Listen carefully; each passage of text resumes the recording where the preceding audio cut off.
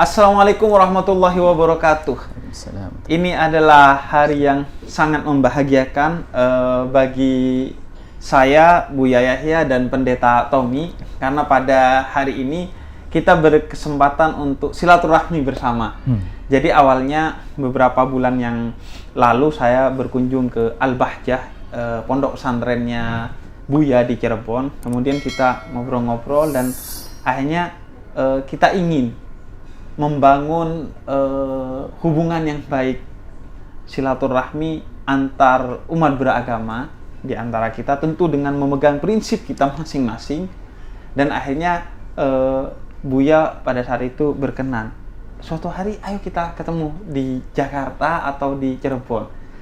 Khususnya pada saat itu karena saya sangat intens dengan Pendeta Yeri sama Pendeta Yeri. Ternyata Buya juga sering nonton konten saya dan Pendeta Yeri. Dan akhirnya ya sudah, kita mau bertemu saat ini untuk ngobrolin tentang toleransi di bulan Desember. Biasanya bulannya, biasanya sebagian kita ini rame berdebat soal ucapan Selamat Natal dalam Islam.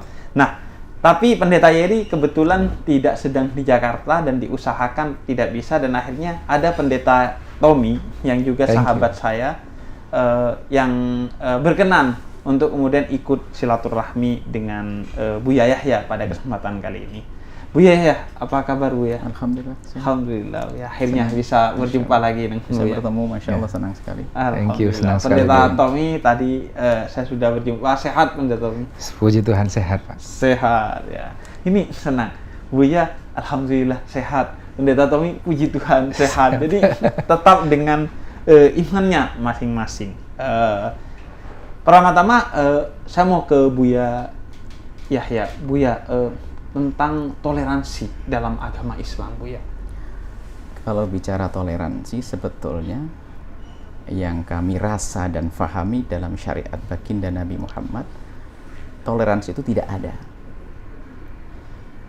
dalam keyakinan, dalam pemahaman. Sebab toleransi itu begini loh sebetulnya. Sebenarnya Anda tidak boleh masuk, cuman karena satu hal jadi boleh. Itu kan nggak enak. Iya. Justru di dalam Islamnya adalah kewajiban kita untuk menghargai tetangga kita, tamu kita, siapapun, nggak pandang agamanya siapa. Jadi bukan sekedar toleransi, tapi kewajiban. Dalam Islam seperti kewajiban, sampai diancam. Diancam, bahkan dihubungkan keimanan, iman kepada Allah, dan di akhir menghormati tetangga. Nggak ada ketentuan tetangga apa. Jadi dalam Islam adanya itu.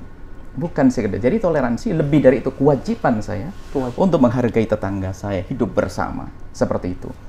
Cuman bahasa toleransi itu adalah memang ya tidak ada masalah kita menggunakan bahasa toleransi. Artinya jika di dalam Islam berbaik dengan tetangga biarpun berbeda agama adalah sebuah kewajiban, maka namanya toleransi termasuk di dalamnya. Nggak bisa tidak. Malah ini sudah lebih jauh kewajiban dalam Islam. Dan dikaitkan dengan keimanan kepada Allah dan hari akhir. Diingatkan dengan keimanan, bahkan Nabi mengancam kalau kita mengganggu orang siapa saja, orang Muslim sampai dhimmiyan. Mu'ahadan ana hajiju, lawannya aku nanti. Nah, ini artinya seperti ini, dasar ini sudah ada dalam Islam. Dalam Islam. Jadi memang Nabi mengajarkan hidup kita tuh pada dasar asil perdamaian dengan siapapun. Oke. Apapun agamanya. Adapun jika ada orang salah dihukum, bukan saja orang non Muslim, orang Muslim pun dalam Islam kan ada, kalau melanggar dihukum kan ada. Wajar itu. Sebuah kesalahan dihukum. Tentu hukumannya seperti apa, tentu disesuaikan, kan begitu. Oke. Kalau Pendeta Tommy mau Pendeta Tommy bicara tentang toleransi dalam Kristiani, Pendeta Tommy. Jadi toleransi itu sebenarnya kan prinsipnya adalah menyadari adanya perbedaan, tetapi kita menyadari juga bahwa Tuhan berpandangan yang lain tentang perbedaan. Contoh dari sisi aspek penciptaan lah contohnya. bahwa kita menyadari bahwa kita ini berasal dari satu penciptaan yang sama, gitu ya. Lalu terjadilah perbedaan setelah itu. Dari sisi teologi kasih juga kita belajar bahwa kasihilah sesamamu manusia seperti engkau mengasihi diri sendiri. Bahkan ada satu perumpamaan yang paling terkenal yang Yesus pernah sampaikan tentang the good Samaritan, orang Samaria yang murah hati. Itu orang Samaria itu dianggap kafir oleh orang Yahudi saat itu, tetapi justru dia yang melakukan pertolongan. Dan bagi Yesus, Yesus katakan, siapakah yang menurut kamu adalah sesama manusia bagi orang yang lagi susah itu? Ternyata Yesus menganggap bahwa itu adalah orang yang dianggap kafir tersebut. Jadi dari sisi teologi kasih, Tuhan memerintahkan. Sama tadi ya, kewajiban gitu ya. Dari sisi teologi penginjilan atau dakwah, kita menyadari bahwa kita nggak perlu takut dengan yang namanya toleransi. Karena kalau kita menyadari bahwa kita punya namanya teologi anugerah. Jadi kalau ada seseorang bisa percaya kepada Yesus Kristus sebagai Tuhan, itu pasti karena anugerah. Saya rasa mirip-mirip dengan konsep hidayah ya. Kalau sampai seseorang bisa memeluk Islam, setahu saya ya, mungkin bisa dikoreksi kalau salah. Itu pasti karena ada hidayah yang dia dapatkan. Jadi kita nggak perlu takut. Seandainya penerimaan kita akan sesama itu membawa menyelewengkan iman kita. Jadi itu pemahaman kita tentang toleransi, yaitu kebersamaan. Jadi toleransi ada karena ada perbedaan. Tetapi kita melihat sesuatu yang lebih jauh bahwa kita ini sesama manusia, sehingga kita memberi ruang. Bahkan orang-orang Israel waktu dulu, dalam kitab Perjanjian Lama, mereka diwajibkan untuk membuat satu ruang khusus namanya kataluma, kalau bahasa sananya, untuk menampung orang-orang asing, yang tentu saja berbeda agama, keyakinan, siapapun dia, nggak boleh ditolak untuk diterima di rumahnya. Saya rasa itu salah satu origin dari toleransi ya, yaitu hospitality, penampungan. Saya rasa itu. Ini mengingatkan saya pada konsep persaudaraan dalam Islam, di mana bukan hanya ukhuwah Islami, bukan hanya persaudaraan di internal umat Islam ya, tapi ada persaudaraan yang bersifat insaniyah, ukhuwah insaniyah, persaudaraan di antara sesama manusia dengan agamanya masing-masing tentunya. Dan kisah tadi mengingatkan saya pada kisah Nabi Ibrahim yang memberi tempat dan makan bagi seorang ateis yang kelaparan. Wow. Meskipun dia seorang yang ateis, tapi diberi tempat sebagaimana Allah memberi makan dan memberi tempat meskipun orang itu tidak menyembah Allah Subhanahu wa Ta'ala. Karena itu bagian dari kasih dan cintanya Allah kepada seluruh makhluknya. Perkara iman nanti beda lagi. Iya, perkara iman kan? Itu kita harus siapa yang mau masuk silahkan dengan iman itu. Tentunya ada privilege tambahan, ada karunia-karunia tambahan jika dia masuk ke iman yang telah ditetapkan oleh Allah. Nah, Buya, kalau sikap Rasulullah Shallallahu Alaihi Wasallam ketika melihat orang yang berbeda agama, Buya? Justru sangat jelas prinsipnya. Tugas kita tuh menyeru dalam kebaikan, tapi bukan memaksa mereka untuk masuk. Tidak ada paksaan. Dan keimanan tidak bisa dipaksakan. Nggak bisa. Iman di dalam hati. Buah daripada renungan panjang. Jadi kalau sudah iman, nah ini penting sekali. Anda punya keimanan, saya punya keimanan. Anda yakin, saya yakinnya dengan ilmu Pendeta Tommy, dengan ilmu yang dipelajari. Saya dengan ilmu.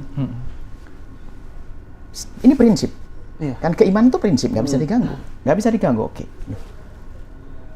Di saat inilah baru toleransi tadi diperankan, Nabi ajarkan. Lakum dinukum waliyah, itu maksudnya apa? Agama nggak bisa dipaksakan. Karena nggak bisa dipaksakan, bukan berarti kamu harus berperang. Tapi fahami, itu berbeda dengan kamu. Memaksa nggak boleh dalam Islam. Nah inilah toleransi yang disebut oleh Pendeta Tommy tadi, ini berfungsi. Maksudnya kita ini berbeda.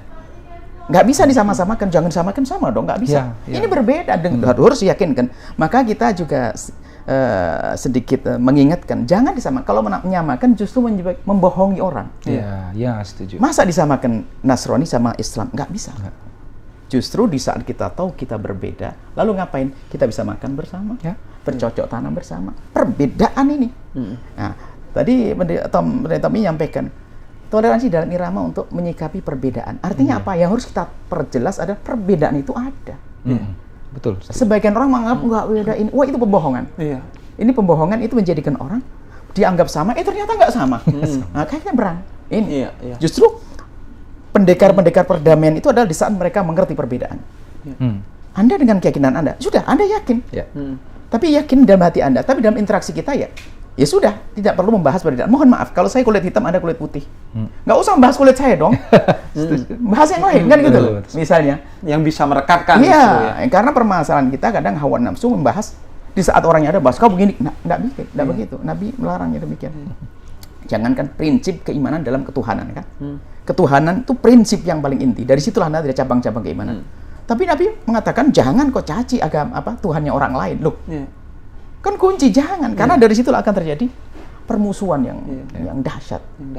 Dan agama justru jadi media untuk caci maki. Jadi perang. Akhirnya ada orang anti agama karena apa? Perang karena agama. Bukan, nggak ada agama. Islam tidak mengajar peperangan.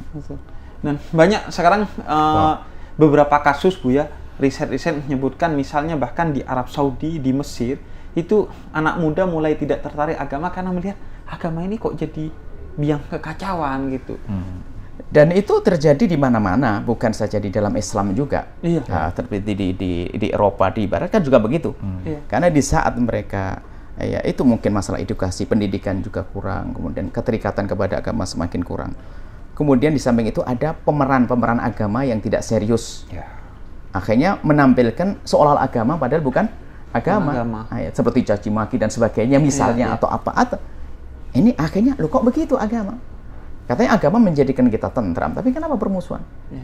Nah, itu pasti salah kalau kita meyakini dalam Islam. Setiap yang membuat keonaran dalam beragama pasti bukan Islam. Kalau kita. Nggak mungkin seperti itu. Nabi nggak ngajarkan begitu. Karena bisa jadi orang agamanya Islam tapi kelakuannya tidak Islam. Dan kemudian setelah itu jangan dipukul rata. Bukan misalnya di Indonesia mayoritas kaum muslimin, kan begitu ya? A sama dengan B, B sama dengan C. Ini kan cara Indonesia mayoritas kaum muslimin, ya kan? Indonesia mayoritas kaum muslimin, Indonesia korupsinya tergede. Apakah langsung kita katakan umat Islam koruptor? Kan nggak gitu ya? Nggak bisa begitu kan? Itu logical fallacy. Tapi dalam menggiring ke pemikiran, pemahaman kadang-kadang bisa dengan gaya-gaya semacam itu. Betul. Apalagi di media sosial. Betul. Nah, kalau Pendeta Tommy minta kisah tentang bagaimana Yesus atau tokoh-tokoh Kristiani dalam menyikapi perbedaan agama. Iya. Dari silsilahnya saja, dari kitab Injil awalnya adalah silsilah Yesus Kristus gitu ya. Keluarga yang dipakai untuk menghadirkan Yesus di tengah-tengah dunia yang kita rayakan di hari Natal, itu banyak involve orang-orang luar, orang-orang asing yang berbeda. Sebut saja Rahab yang saat itu adalah orang Jericho, saat itu ada sebut juga Ruth yang adalah orang Moab, yang saat itu memang sangat-sangat berbeda bagi orang Yahudi. Sejujurnya walaupun tidak pernah diajarkan, tetapi orang Yahudi ini punya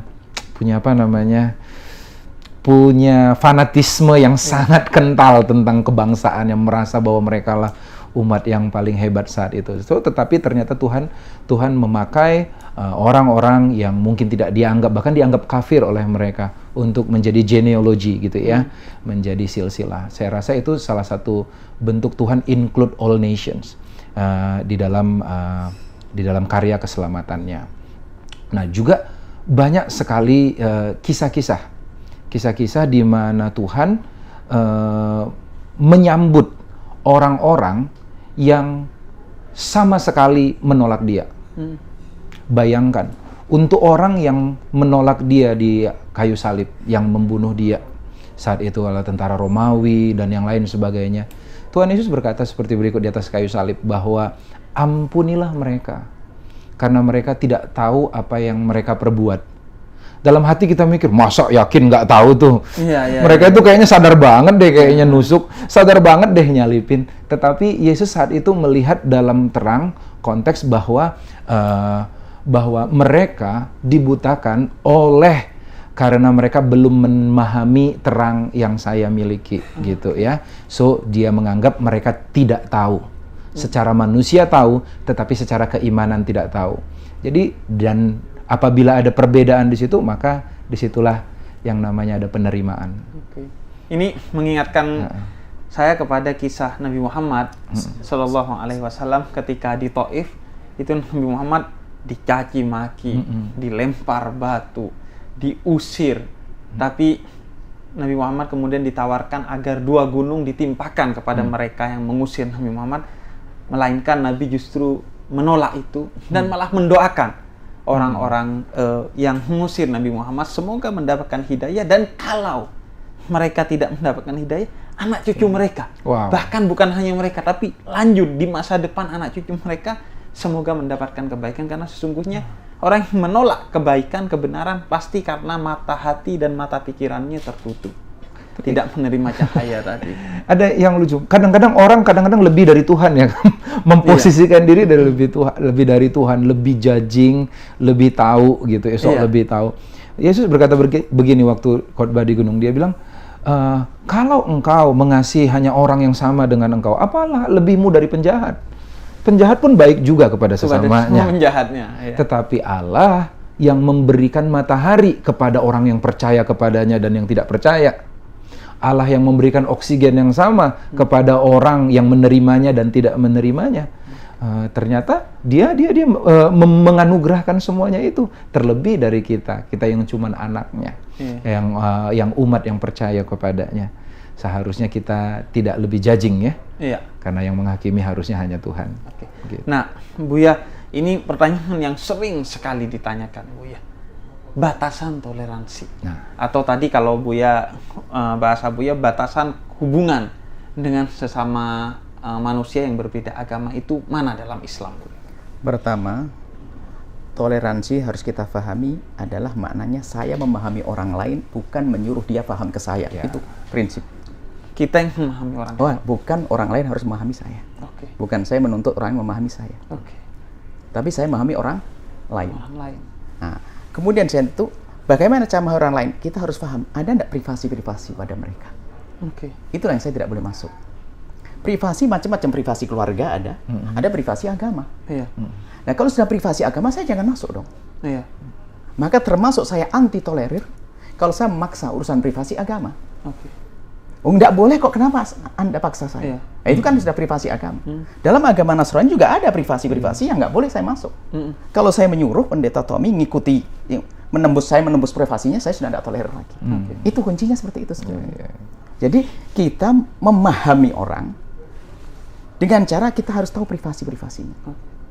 Kita juga punya privasi. Maka di saat orang punya prinsip yang serupa, apa yang terjadi? Keindahan. Jadi ibaratnya kalau Isra ini kayaknya dia nggak enak. Urusan anggap saya urusan jasad. Ada orang ya kita kulit hitam, bau keringat atau apa. Ya jangan ngomong dong. Itu hal yang nggak boleh disebut kan. Akan menyakiti dia. Menyakiti. Jadi itu termasuk privasi. Urusan fisik ada privasi, urusan keluarga ada privasi, urusan agama ada privasi. Privasi itu keimanan. Jadi kalau saya menembus privasi pendeta Tommy, saya nggak tolerir lagi dong. Begitu sebaliknya. Tinggal apa privasinya lah. Ukuran privasi kadang berbeda-beda. Nah, justru karena berbeda-beda kita harus cerdas dong. Mungkin sama-sama orang Nasrani beda loh ya. Dia punya, menurut dia privasi adalah 6. Sebelahnya mengatakan 10. Saya harus paham dong. Yang jelas saya menghargai privasi seorang. Yang mengatakan 6 enteng. Maka yang 4 bagi dia nggak ada masalah. Tapi yang 10 kalau 4-nya sesinggung sakit dia. Makanya kita tetap waspada dan hati-hati di saat berinteraksi dengan orang lain. Makanya kuncinya bagaimana nanti setelah itu? Kita berwaspada, hati-hati, terus menjaga. Jangan sampai apa yang kita lakukan menyinggung tentang privasi. Privasi masing-masing ya. Nah, Pendeta Tommy, kalau dalam Kristiani tentang tapal batas toleransi. Iya. Masing-masing punya iman masing-masing. Dan kita harus yang perlu kita lakukan bukanlah dengan cara menolak orang-orang yang berbeda dengan kita, tetapi menguatkan iman kita sehingga sekalipun kita berhubungan dengan orang yang berbeda, kita tidak kehilangan warna. Jadi daripada tetap imannya tetap segini gitu ya, supaya tidak terpengaruh oleh yang datang, lebih baik tingkatkan imannya lebih kokoh sehingga di saat kita bergaul kita nggak perlu ketakutan sama sekali. Saya lucu dulu, ini dalam kekristenan sendiri ya. Iya. Itu kan banyak tipe-tipenya, unik-unik lah kekristenannya.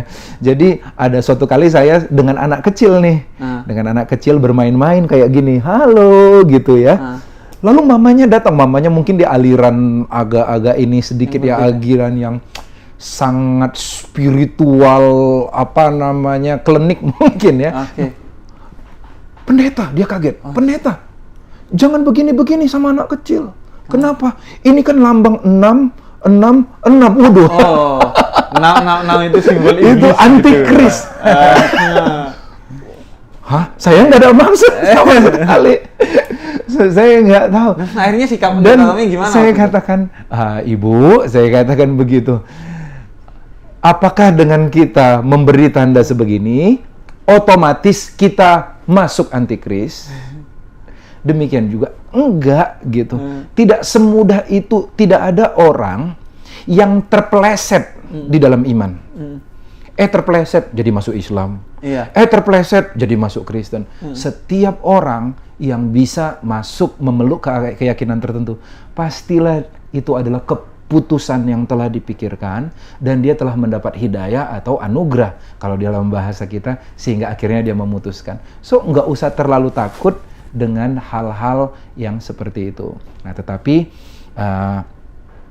kita contohlah yang paling udah masuk ke sini nggak, masuk ke dalam misalnya contoh ucapan Natal itu ya. Saya rasa di saat kita memaksa orang Kristen, memaksa orang lain untuk mengucapkan selamat Natal dengan alasan kamu harus toleransi dong, dan menganggap orang yang tidak mengucapkan tidak toleransi. Saya katakan orang yang memaksa orang bertoleransi adalah orang yang tidak bertoleransi. Jadi orang memaksa orang supaya toleransi, dia sendirilah intoleransi. Karena inti dari toleransi adalah tidak ada paksaan. Tidak ada paksaan. Tapi kerelaan untuk saling bersama. Memahami, menerima perbedaan. Kita berbeda, seperti yang dikatakan Buya tadi, tetapi ada irisan-irisan di mana kita sesama manusia, ya kita pakailah irisan yang tidak mengkompromikan iman kita. Betul. Nah, itu. Nah, ini mengingatkan saya ke apa yang saya lakukan dengan Pendeta Yeri waktu itu. Saya pernah mengundang Pendeta Yeri untuk hadir ke acara Maulid Nabi di rumah. Maulid Nabi Muhammad, kemudian Pendeta Yeri, tapi acaranya ini dari jam 7 sampai jam 9. Jam 7 sampai jam 8 ini ada ibadah Pendeta Yeri. Kita membaca bacaan tertentu dalam Islam. Kalau dilarang dalam agama Pendeta Yeri, jangan hadir, tapi hadir dari jam 8 sampai jam 9. Karena jam 8 sampai jam 9 ini cuma acara makan-makan. Saya ingin Pendeta Yeri ikut juga makan-makan sehingga merasakan kebersamaan dan kehangatannya. Dan akhirnya ya Pendeta Yeri kemudian mengikuti acara makan-makannya dengan penuh kehangatan dan orang merasa wah ada Pendeta Yeri di acara Maulid Nabi Muhammad gitu.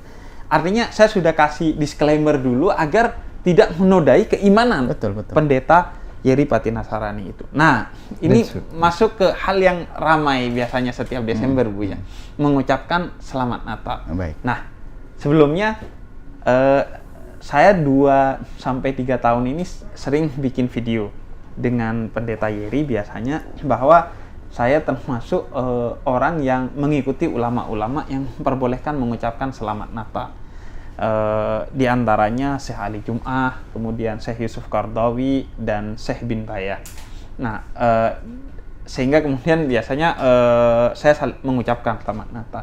Nah, tapi saya juga keberatan adanya orang-orang yang memframing bahwa wah kalau nggak ngucapin selamat Natal itu seolah-olah nggak toleran. Padahal, dan hingga bahkan sesama Muslim saling cekcok hanya karena wah kamu nggak ngucapin selamat Natal, wah kamu ngucapin selamat Natal. Yang nggak ngucapin dituduh intoleran, yang ngucapin dituduh kebablasan toleransinya. Nah, kebetulan ada Buya yang mungkin juga punya pandangan yang berbeda tentang mengucapkan selamat Natal. Gimana pandangan Buya? Prinsip bahwasanya mengucapkan Natal, kami mengikuti ulama adalah mengatakan bahwasanya itu adalah tidak dibolehkan. Nah, karena pemahaman Natal adalah tentunya ini dengan pemahaman yang khusus spesial.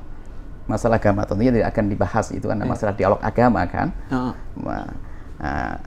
Jadi keyakinan kami adalah tidak diperkenankan mengucapkan Natal. Cuman itu kan bukan berarti saya harus mencaci keyakinan orang yang ada kenatalan kan? Iya. Gitu. Nah, jadi sangat tepat yang disampaikan Pendeta Tommy bahasanya ya jangan dipaksa orang untuk toleransi. Toleransi dengan pemahaman dia. Jadi jangan memaksa siapapun. Artinya di situ loh baru akan kebuka. Justru maksud kami kita ingin duduk. Saya punya prinsip, Anda punya prinsip, gimana? Iya. Ternyata saya mengatakan Natalan tidak boleh. Kita bisa dampingan kok dan tidak akan mengganggu urusan kita. Iya. Setuju. Ya kan? Tidak mengganggu kehangatan Tidak dan ada. cinta Anda kita. tidak boleh dengan pemahaman kami. Dan ini juga dari ulama yang pemahaman kami. Karena makna mengucapkan Natal adalah saya tidak basa-basi. Dalam keyakinan kami, justru dalam keyakinan kami, waktu kami mengucapkan tidak boleh mengucapkan selamat Natal, kami mengukuhkan bahasanya Anda tetap dengan keyakinan Anda. Iya. Karena Anda waktu mengajarkan Natal dengan keyakinan Anda. Tidak mungkin saya mengucapkan selamat, berarti saya bohong dong. Iya. Ya. Nah, justru di saat saya tidak mengucapkan, saya memberi kesempatan bagi beliau untuk terus dengan keyakinannya. Maksudnya, saya tidak menodai keyakinannya. Iya. Karena saya tidak bohong, saya tidak basa-basi loh ya. Justru kalau saya mengatakan Selamat Natal, tapi maknanya beda loh ya. Lu kan nggak enak. Saya tidak. Saya tidak karena beda keyakinan saya tentang Yesus Nabi Agung. Dalam Islam tidak direndahkan ya Yesus. Nabi Agung dalam Islam. Cuman di saat ada saudara-saudara kita dari kaum Kristen meyakini keyakinan yang berbeda, ya sudah keyakinanmu. Makanya saya tidak berani mengucapkan Natal, sebab saya punya keyakinan. Sebab kalau saya lanjutkan, Anda nggak mau. Dengan keyakinan, Selamat Natal atas kelahiran, saya lanjutkan. Nah, kecewa tidak? Kecewa. Maka lebih baik saya tidak mengucapkan. Betul. Justru dengan begitu akan terbangun toleransi. Silakan Anda dengan agama Anda, kan begitu. Iya. Dan akarnya sama-sama ya karena saling menghormati, saling mencintai. Iya. Justru kita ingin jelaskan kepada orang, gini loh sebetulnya maksudnya. Iya. Ini bukan basa-basi dalam kita nggak boleh bohong kita ini. Betul. Coba ada orang keluar dari toilet, baunya apa sih kira-kira? Iya. Oh, wanginya. Ayo kurang ajar tidak? Malah merasa disindir. Mending saja sudah. Kalau kita begitu loh maksud kami seperti itu dalam. Setuju sekali. Nah gitu. Silakan dengan kaum Kristen Anda, saudara-saudara kami dari kaum Kristiani Anda dengan keyakinan Anda. Waktu saya tidak mengucapkan Selamat Natal, justru saya tidak ingin ucapan saya ini ucapan bohong-bohongan. Iya. Saya punya prinsip, sebab menurut saya Yesus adalah Nabi Agung, Nabi besar. Selesai sampai di sini. Kalau saya mengucapkan Selamat Natal, selamat atas kelahiran, saya lanjutkan tidak enak. Iya. Maka lebih baik jangan mengucapkan Natal. Dan perkara gini, jangankan di antar agama, di intraagama bahkan kalau orang yang memiliki pandangan yang sempit dan hati yang mundur, perbedaan merayakan Maulid Nabi dan tidak merayakan Maulid Nabi aja bisa masalah gitu. Jadi betul. Kuncinya adalah di keluasan pikiran dan hati ya Bu ya. Dan kami yakin kaum Kristiani seperti hanya kaum muslimin. Di saat kita mengadakan acara Maulid Nabi, Pendeta Tommy nggak datang, nggak ada masalah. Pendeta Yeri nggak ada masalah. Kan kita tidak menuntut karena Anda tidak meyakini Nabi kami. Cuman masalah pengharakan besok lah janjian deh, besok makan bareng deh. Udah gitu aja. Itu irisannya sama-sama utamakan. Jadi nggak usah kita maksudnya itu loh perdamaian akan terwujud. Betul. Kita jangan bikin sesuatu harus ribut terus apa itu semuanya. Iya. Justru kalau kami amati Pendeta Tommy, keributan di antara agama ini justru di saat ada orang tidak memegang prinsip dalam beragama. Ingin mencampur adukkan agama, sehingga orang dibohongi dalam beragama. Wong beda dikatakan sama. Lebih baik kita beda loh, tapi yuk. Maka nanti anak-anak kita ajari. Bukan urusan agama. Orang itu datang, awas ya. Jangan kamu nyebut rambutnya loh ya, karena rambutnya begini loh ya. Jangan kau lain. Diajari anak kita. Supaya tidak menyebut sesuatu yang menyakitkan orang itu. Dalam agama juga begitu. Kaum muslimin hendaknya diajari.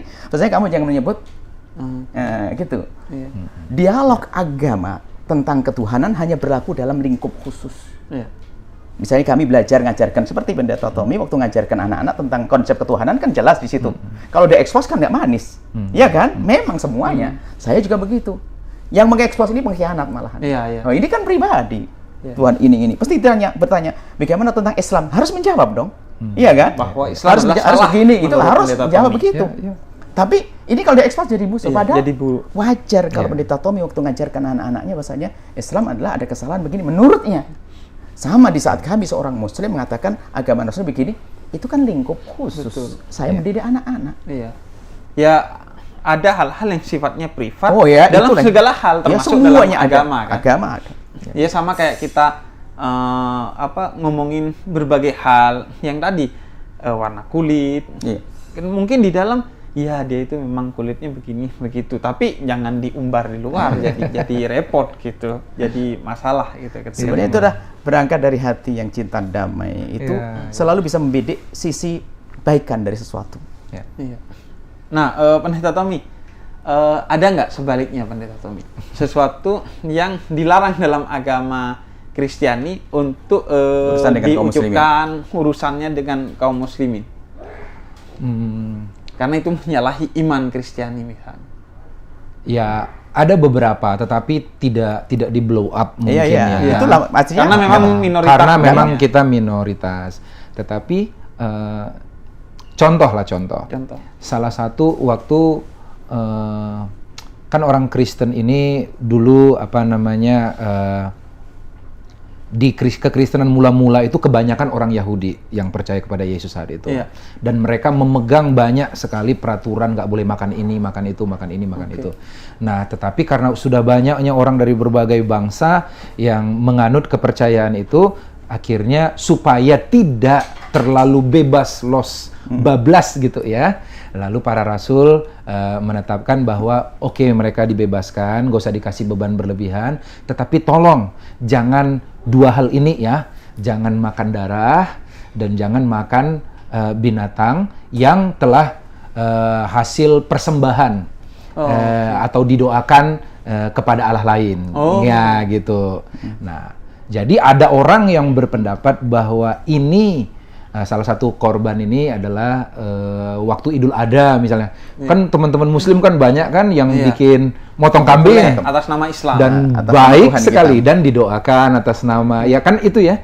Lalu berbagi dengan semangat berbagi. Nah, orang Kristen kan banyak yang dapat juga kecipratan dapat kambing gratis itu. Nah, ada yang berpendapat kalau makan itu artinya menyalahi. Itu kan domba kambing yang sudah didoakan, dan kita nggak boleh tersinggung gitu. Ada yang bilang nggak masalah, makan aja gitu. Tentu saja ada irisan. Teman kan nggak begitu di blow up gitu ya. Nah, saya kadang-kadang kasihan gitu sama kaum mayoritas juga diserang masalah ini. Jadi saya mau menghimbau juga yang menonton, yang orang Kristiani gitu, tidak usahlah menuntut orang lain untuk mengucapkan sesuatu. Contoh ucapan Selamat Natal. Kalau seandainya orang itu tidak mengucapkan itu dengan keyakinan teguh bahwa dia sedang melakukan agamanya. Justru kita bersyukur kalau dia sedang melakukan ajaran agamanya. Karena kalau dia nggak melakukan ajaran agamanya, berarti akan banyak kejahatan di luar sana. Kejahatan karena orang tidak karena orang tidak memegang prinsip keagamaannya. Saya rasa kita bertoleransi tidak berarti kita orang yang mengencerkan iman. Itu betul itu. Iman kita harus tetap kental, kuat, tapi toleransi itu kita memberi ruang bagi orang lain. Termasuk saya secara pribadi, saya nggak pernah tersinggung kalau orang nggak mengucapkan. Saya menganggap bahwa dia sedang menjalani imannya dan saya justru respect. Saya menghargai. Kalau dia mengucapkan, saya respect juga, berarti keyakinan iman itu. Jujurlah, di Islam kan juga banyak sekali kan tafsir-tafsir yang berbeda. Di Kristen aja jumlah gereja sinode ada ratusan yang ada masing-masing pengajaran yang berbeda. Tentu saja kita harus saling menghargai satu sama lain gitu. Jadi berbaur tapi tidak tercampur. Ada yang lucu nih. Karena ada yang lebih penting dari hanya cuma sekedar ngucapin momen Natal loh. Saya di kompleks perumahan saya paling akrab dengan dua keluarga. Paling akrab. Satu keluarga Pak Haji. Satu lagi keluarga dia masih punya anak kecil, jadi sering ngemong anak kami yang 3 masih kecil-kecil. Ini keluarga, dua-duanya Muslim. Hubungan begitu indah. Kalau ada makanan kami kirim ke sana, kalau dia lagi ada pergi jalan-jalan bawa oleh-oleh, kami pergi jalan-jalan kasih oleh-oleh.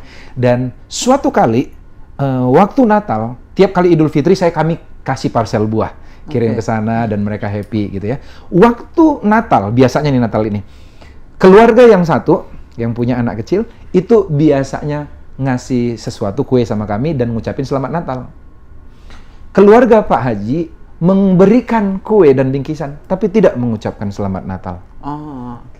Tapi dalam hati kami tahu dua-duanya mengasihi kami. Dua-duanya sayang sama kami. Dan saya rasa itulah yang namanya toleransi. Nggak usah masalahin hal yang kecil. Betul. Masya Allah. Dan setiap orang punya caranya sendiri untuk mempertontonkan toleransinya. Kasihnya, iya. Yang penting tadi kata Buya bersumber dari ketulusan. Iya. Sok toleran tapi gak tulus, ya repot gitu. Jadi sumbernya yang penting ketulusan. Dan mungkin sedikit, janganlah kita itu berbuat hanya pengen dibilang toleransi. Berarti bukan dari dasar hati. Iya. Bukan dari dasar prinsip agamanya. Toleransi paksaan. Betul. Akan tapi toleransi harus menjadi sebuah keyakinan yang ada dalam hatinya. Toleransi harus. Iya. Tapi betul tadi kata beliau, jangan sampai encer bablas itu. Iya, Encer. Jadi itu cakep sekali kalimatnya. Encer itu enggak ada prinsip. Ini kan cakep, ini kalimat yang harus dipegangin. Muslim saya punya prinsip, Nasrani punya prinsip, begitu loh. Kayak gini. Bisa berbaur tapi ya nggak campur tadi. Campur. Di dalam konteks kebangsaan ada dua istilah dan orang kadang nggak ngerti ini. Yang pertama namanya pluralisme. Pluralisme itu wawasan dunia, pemahaman. Artinya semua agama sama aja. Tetapi ada yang kedua namanya pluralistik. Pluralistik adalah sikap di mana kita menyadari perbedaan, tapi menerima hidup harmonis di tengah perbedaan. Itu pluralistik. Bukan pluralisme. Betul. Semua agama sama. Banyak jalan menuju ke Roma. Jangan-jangan tujuannya bukan Roma. Ya kan gitu kan, beda-beda sama aja masing-masing. Jadi bukan pluralisme tapi pluralistik. Gitu. Iya. Jadi penerimaan akan hal itu. Nah, terakhir Buya, ini penting justru untuk saudara-saudara kita sesama Muslim, Buya. Di tengah perbedaan sikap kita dalam berbagai hal dari mengucapkan Selamat Natal sampai detail-detail lainnya. Bagaimana seharusnya, Buya? Yuk kita semua menahan ya, bagaimana kita berusaha untuk janganlah, saya manusia kena hawa nafsu ya kadang-kadang. Saya ngomong kadang ada permasalahan, ada hawa nafsu ya. Kita ngerem lah. Kadang kita menyikapi permasalahan begini kalau sudah dengan hawa nafsu, dengan emosi, sehingga kemana-mana. Contohnya dalam masalah ya Natalan, mencaci maki orang yang berbeda, sampai derajat ngolok dan sebagainya. Ini kan sudah keluar dari badan jalur ya, sehingga nanti yang dikenanya adalah juga ulama-ulama dan seterusnya. Tapi tetap kami ingin menghimbau kepada siapapun berpegang dengan prinsip itu adalah penting. Anda dengan prinsip, saya dengan prinsip. Artinya sampai orang tahu bahasanya. Jadi kalau Anda tahu prinsip kami dan kami tahu prinsip Anda, waktu duduk nggak akan menyinggung prinsip. Oke. Tapi kalau prinsip saya sembunyikan, kelihatannya saya mungkin ini, kan sudah tahu mungkin Habib Husin atau beliau mungkin tahu saya termasuk golongan orang mengatakan bersama orang mengatakan Natalan nggak boleh kan begitu. Tapi berani bertemu karena mereka paham prinsip. Iya kan? Nggak boleh selesai. Saya salut. Jangan sampai nanti. Nah, sekarang ada emosi dari sini, emosi situ. Sampai merendahkan seolah-olah langsung. Ya kayak misalnya yang dari pihak yang misalnya yang memaksa untuk toleransi dengan bahasa yang ya misalnya ya kalimat yang kurang pantas, merendahkan dirinya sendiri. Contoh misalnya Natalan haram tapi giliran diskon Natal mau, misalnya itu kan kalimat nggak pantas misalnya sebuah contoh.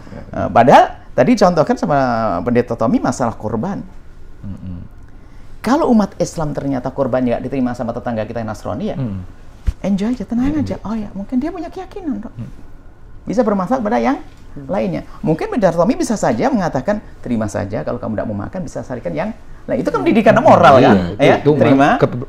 Iya gitu kan cara ya, terima supaya nggak ngikuti perasaan jangan. Itu kan tetangga Muslim ngasih ke kita, biar nggak sakit dan dia niat baik kok.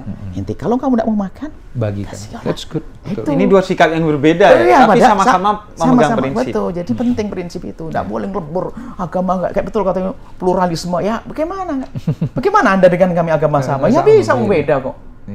Cuman tetap mungkin kita ada kerja bakti bersama. Di masyarakat itu bisa berbuat kebersamaan, betulin jalan bersama bisa. Masih banyak kita kerjakan. Bangun rumahnya orang fakir siapa saja bisa.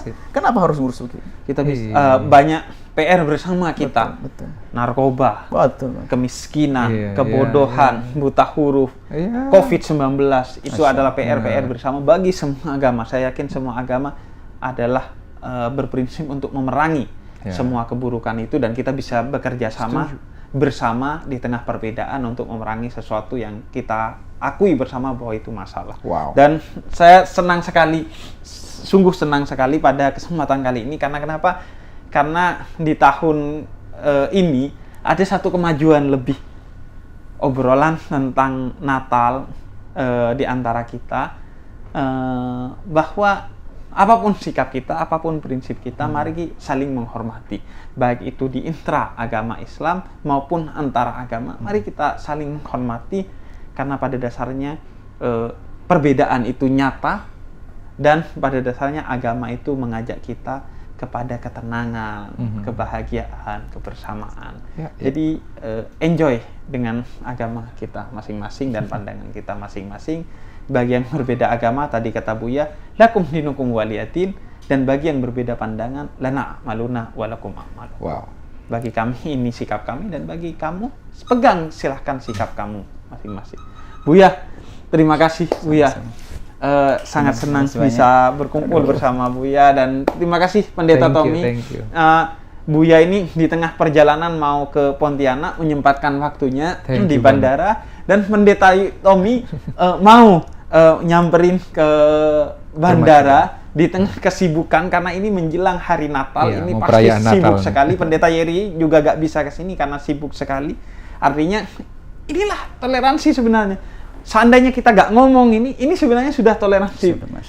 Buya mentolerir waktunya untuk ngobrol dengan Pendeta Tommy. Pendeta Tommy mentolerir tempatnya yang jauh ke sini untuk ngobrol dengan Buya.